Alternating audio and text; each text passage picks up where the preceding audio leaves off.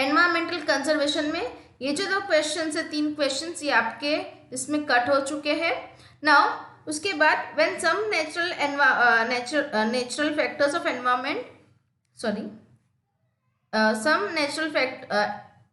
some natural factors of environment and some artificial polluted factor farms the environment, it creates imbalance between the various factor of the environment and ultimate affects the existence of biotic factors। कुछ ना कुछ ऐसी चीज होती है, natural factor बोलेंगे या manmade factor, जो पूरे एनवायरनमेंट को क्या करती है, डिस्टर्ब करती है, उनकी साइकिल्स को, चेन को क्या करती है, डिस्टर्ब करती है।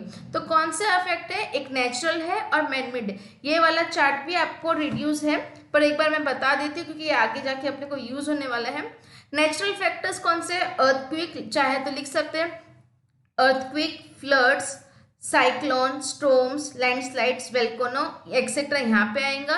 और जो मैनमेड क्या होता है, डिफॉरेस्टेशन, पॉपुलेशन इंक्रीज हो रही है, एक्सप्लोशन हो रहा है, इंडस्ट्रियलाइजेशन, अर्बनाइजेशन, ये जो माइनिंग एक्सेट्रा, ये कौन से है, मैनमेड फैक्टर। ये अपने आप है क्या, नहीं, ये मैनमेड फैक्टर्स है और ये नेचुरल, उसके कारण पूरा जो सिस्टम है अफेक्ट करता है एनवायरमेंट को। Now at present many environmental problem has been arise due to the various effect of natural and artificial factors। उसके कारण बहुत ज़्यादा प्रॉब्लम होता है एनवायरनमेंट में। अपन देखते हैं पोल्यूशन सबसे बड़ा प्रॉब्लम है।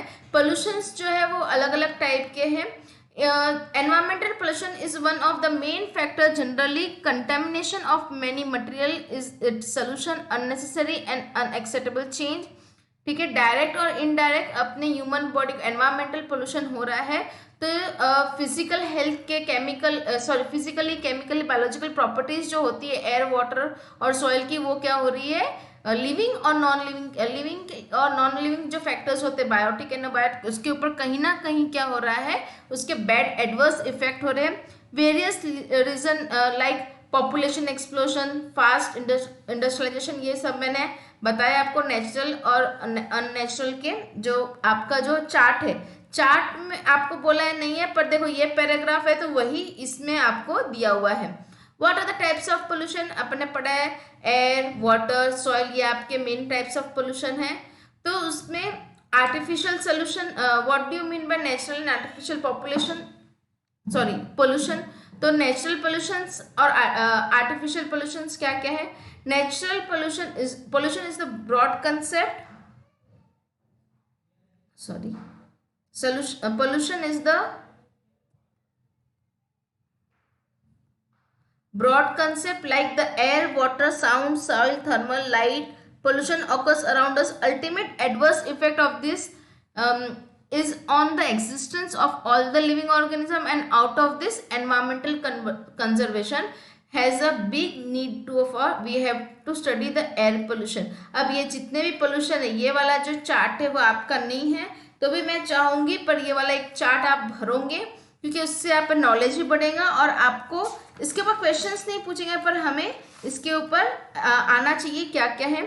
एयर पोल्यूशन के कंपोनेंट्स क्या है, गैस कौन से, CO2, carbon dioxide, CO, hydrocarbon, sulphur, hydrogen sulphide etcetera. Solid कौन कौन से, dust, ash, carbon, lead, asbestos etcetera. Sources कौन कौन से हैं, एग्रीकल्चर है, फैक्ट्रीज है, माइनिंग एक्टिविटीज है, डोमेस्टिक सोर्स है। ये एयर पोल्यूशन के क्या है, सोर्सेस हो गए। इफेक्ट्स क्या होते हैं, सबसे बड़ा आपका इफेक्ट है कार्डियोवास्कुलर प्रॉब्लम और रेस्पिरेटरी इलनेस, सबको सांस लेने में तकलीफ होती है।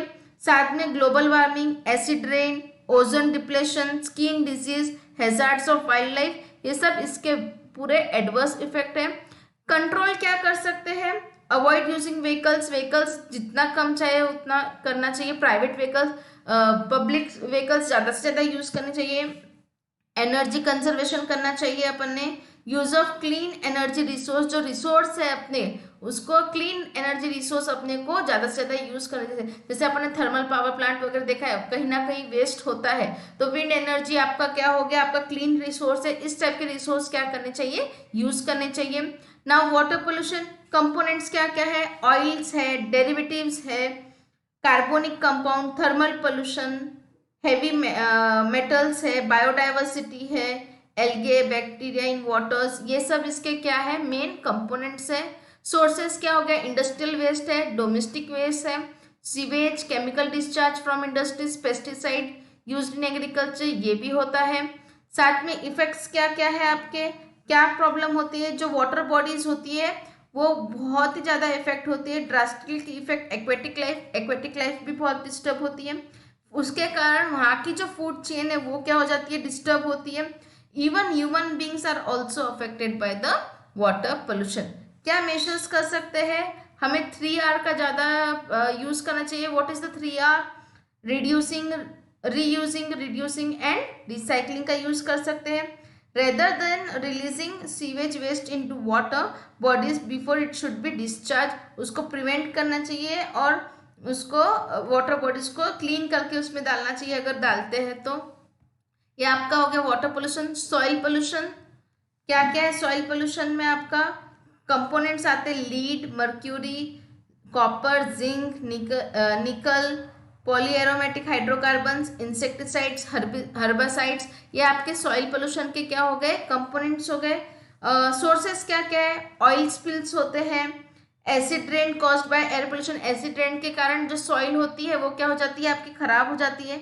इंटेंसिव फार्मिंग, एग्रोकेमिकल, जो फर्टिलाइजर्स अपन यूज करते हैं, पेस्टिसाइड्स यूज करते हैं, वो उसके कारण सॉइल खराब होती है। इंडस्ट्रियल एक्सीडेंट, कोई एक बड़ा एक्सीडेंट हो जाता है तो सॉइल पोल्यूशन को क्या करता है, कॉज करते हैं। इफेक्ट्स क्या होता है, सॉइल इरोजन, फर्टिलिटी नहीं रहती है, क्रॉप्स जल्दी नहीं उगते हैं, retarded growth of plants and crops, उसकी ग्रोथ नहीं होती है।